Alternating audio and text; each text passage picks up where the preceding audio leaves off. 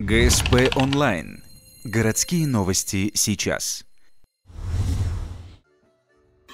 Воскресенье, 18:00, Нижний Одесс, стадион «Нефтяник».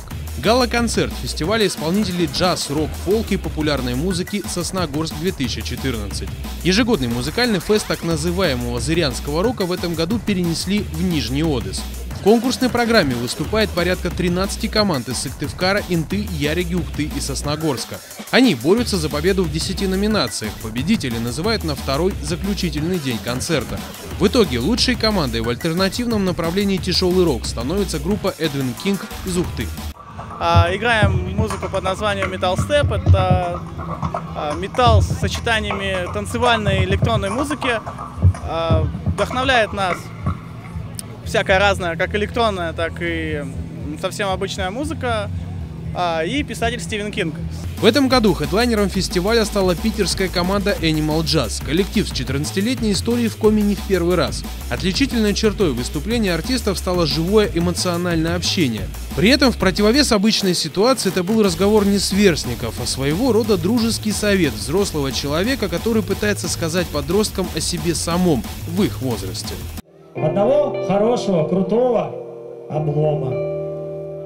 Каждому.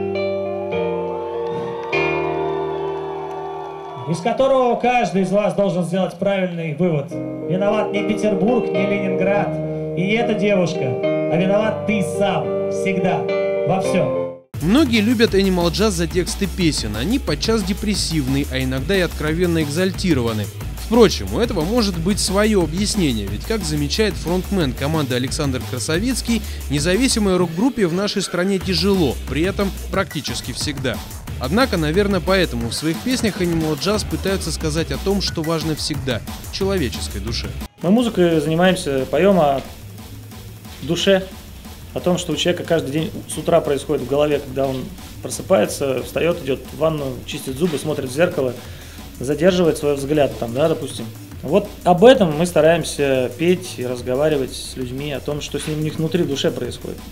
Это важнее, гораздо важнее, чем любая демонстрация с любым флагом. Удивительно, но в финале своей беседы с прессой лидер группы Animal Jazz сказал о том, что был бы не рад, если бы его дети занимались роком. Но тут же дал совет молодежи – не бояться заниматься тем, что действительно нравится. Противоречивые наставления вполне в духе самого фестиваля, ведь Сосногорский рок-фест еще совсем молод. В этом году ему исполнилось 21.